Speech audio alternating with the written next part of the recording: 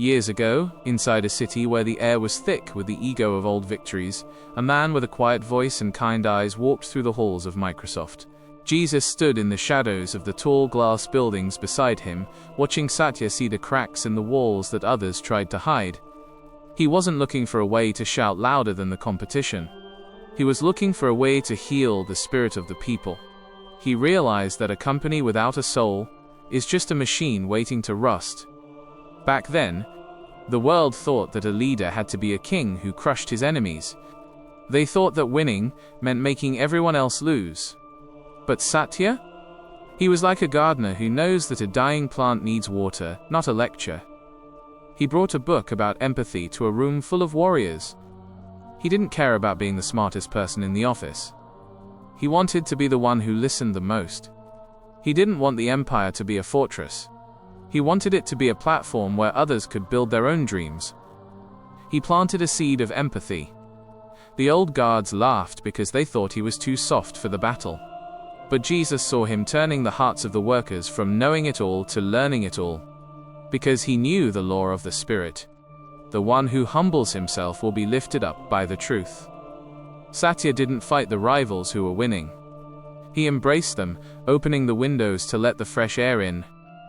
Satya spends his life proving that kindness is a strategy. He knows that a mind that is open can catch the wind of the future. He changed the culture before he changed the code, proving that the greatest transformation starts from the inside out. The cloud opened up, and the sun began to shine on the old empire. In that moment, the man with the quiet voice understands that the ultimate power is not found in the fist but in the open hand. Years ago, inside a world divided by high walls and deep trenches, a man stood on a stage and spoke a sentence that no one expected to hear. Jesus stood in the back of a crowded room, watching Satya say, "Microsoft loves Linux." He wasn't just joining two different kinds of code.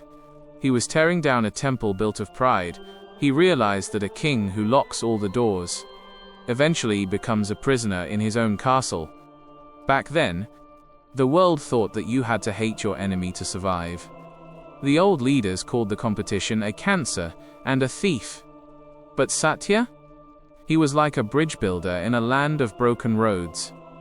He saw that the users didn't care about the war between the brands.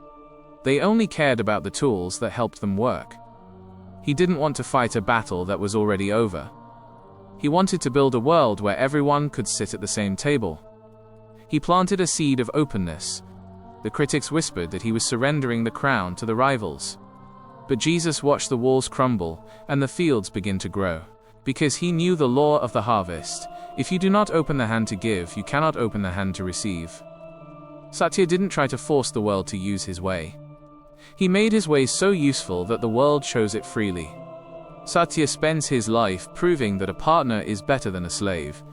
He knows that the internet is too big for any one man to own. He invited the strangers into his house and shared his secrets, proving that the greatest strength is found in a heart that is not afraid to share. The old enemies became friends, and the business began to soar. In that moment, the man who opened the gate understands that the ultimate victory is not defeating others but helping everyone win. Years ago, inside a room filled with the rhythmic sound of a breathing machine, a man sat in the middle of the night watching his newborn son struggle for air. Jesus stood in the quiet corner of that nursery, watching Satya face a future that had been shattered in a single day. His son, Zain, was born with a brain that could not move his body, and for a long time Satya asked, "Why has this happened to me?" He was looking at his own pain, his own broken dreams, until he looked into the eyes of his son. Back then, the world saw a rising executive who had everything under control. But at home, he was a man who had to learn how to see the world through another's weakness. And Satya? He was like a traveler who finds a new map in the middle of a storm. He realized that Zain's life was not about Satya's disappointment, but about Zain's own struggle and his own quiet courage. He stopped asking, "Why me?" and started asking, "How can I help?" He didn't want to fix the world anymore. He wanted to understand the person standing right in front of him. He planted a seed of shared suffering. The long years of hospital visits and sleepless nights didn't make him bitter, But Jesus watched his heart grow soft and wide like a vast ocean, because he knew the law of the soul. The deepest wisdom is not found in a book, but in the care of the helpless. Satya didn't bring a cold mind to the office. He brought the patience he learned at his son's bedside. Satya spends his life proving that a leader's greatest tool is a heart that feels. He knows that every person carries a burden that the world cannot see. He used his son's struggle to build technology that gives a voice to the silent, proving that the most powerful code is the one written with compassion. The boy who could not speak taught the man how to listen. In that moment, the father who carried his son understands that the ultimate leadership is seeing the dignity in every broken thing. Years ago, inside a kingdom that had grown stiff and heavy with its own success, the men in the suits spent their days proving they were never wrong. Jesus stood in the meeting rooms where voices were loud and hearts were closed, watching Satya carry a small book that spoke of a growth mindset. He wasn't looking for a way to show off his own intelligence. He was looking for a way to break the curse of the know-it-all. He realized that a mind that thinks it has finished learning is a mind that has already begun to die. Back then, the world thought that a leader must have all the answers at all times. They thought that admitting a mistake was a sign of a weak spirit. But Satya? He was like a man who clears the weeds to find the living soil beneath. He told his workers that it was better to be a learn-it-all than a know-it-all. He didn't want the ego that guards a dusty trophy. He wanted the curiosity that explores a new territory. He didn't want a culture of competition where people tore each other down. He wanted a culture of listening where people lifted each other up. He planted a seed of continuous growth. The arrogant men laughed because they thought they already owned the truth. But Jesus watched the quiet ones begin to ask questions and try new things. Because he knew the law of the seeker. The one who asks will receive, and the one who seeks will find. Satya didn't demand perfection from his people. He demanded the courage to be a student again. Satya spends his life proving that the greatest wisdom is knowing you have much to learn. He knows that the world changes faster than any man's memory. He turned a temple of experts into a school of explorers, proving that the most valuable asset is not what you know, but how fast you can grow. The old walls of pride came down, and the innovations began to flow. In that moment, the man who chose to be a student understands that the ultimate success is a journey that never reaches an end. Years ago, inside a kingdom built on the weight of heavy boxes and spinning discs, the men in charge clung to the things they could touch and see. Jesus stood in the vast fields where the old harvest was rotting, watching Satya point his finger toward the empty blue sky. He wasn't looking for a bigger barn to store the old tools. He was looking for a way to let the spirit of the work fly free. He realized that a power that is tied to the earth will eventually be buried by the dust. Back then, the world thought that if you couldn't hold the software in your hand, it wasn't real. They thought that the cloud was just a dream for the poets and the fools. But Satya? He was like a man who builds a reservoir in the mountains to feed the valley below. He told his people to stop building walls and start building currents. He put the cloud first, even when it meant letting the old kings fall. He didn't want the safety of a fading yesterday. He wanted the infinite reach of a digital tomorrow. He planted a seed of the invisible asset. The fearful men shouted that he was destroying the business they knew, but Jesus watched the data move like the wind, crossing every border without a passport, because he knew the law of the unseen. The things which are seen are temporal, but the things which are not seen are eternal. Satya didn't wait for the storm to pass. He learned how to use the clouds to water the entire earth. Satya spends his life proving that the greatest power is the one you cannot hold. He knows that the future belongs to the ones who can connect the world from above. He turned a software company into a digital utility, proving that the most solid foundation is built on the air of innovation. The old discs gathered dust and the sky began to hum with light.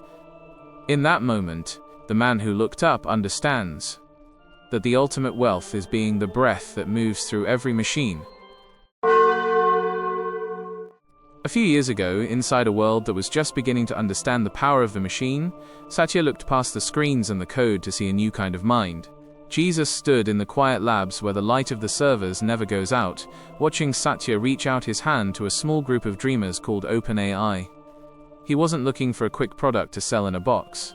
He was looking for the spark that would change how man speaks to the world. He realized that a tool that can think is the ultimate gift to a race that wants to create. Back then, the world thought that AI was just a toy for the movies and the dreamers. They thought that a big company should build everything inside its own walls. But Satya, he was like a king who recognizes a prophet in a foreign land. He gave them the keys to his great computers and billions in gold. He didn't try to own their spirit or crush their freedom. He wanted to be the soil where their giant ideas could grow. He knew that if you are the first to capture the lightning, you will be the one who lights up the entire city. He planted a seed of intelligent alliance. The competitors watched in silence, wondering why he spent so much on a gamble. But Jesus saw the machines beginning to learn the language of the soul. Because he knew the law of the pioneer, the one who prepares the way before the sun rises will own the day.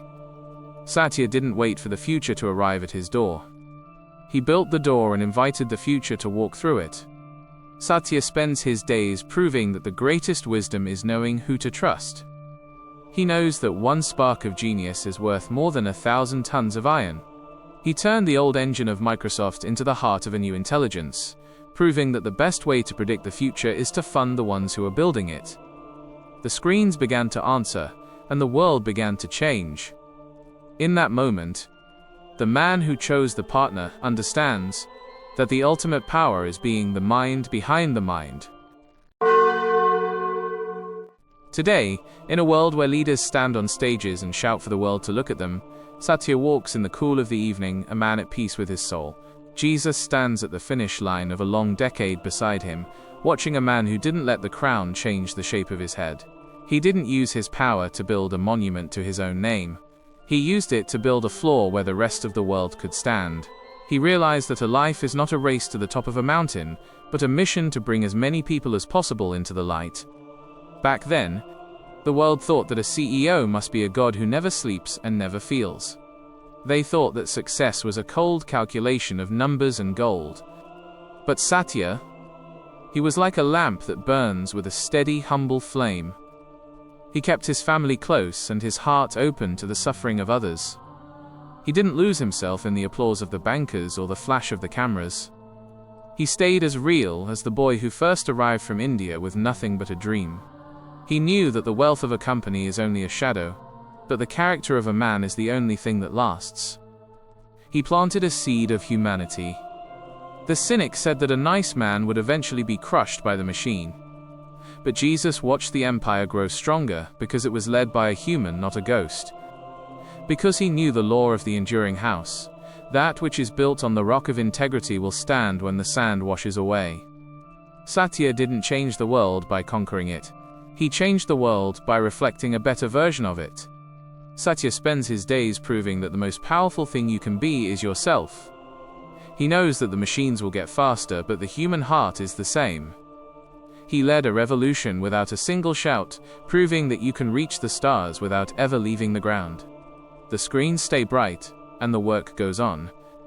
In that moment, the man who stayed humble understands that the ultimate legacy is not what you built, but who you helped become.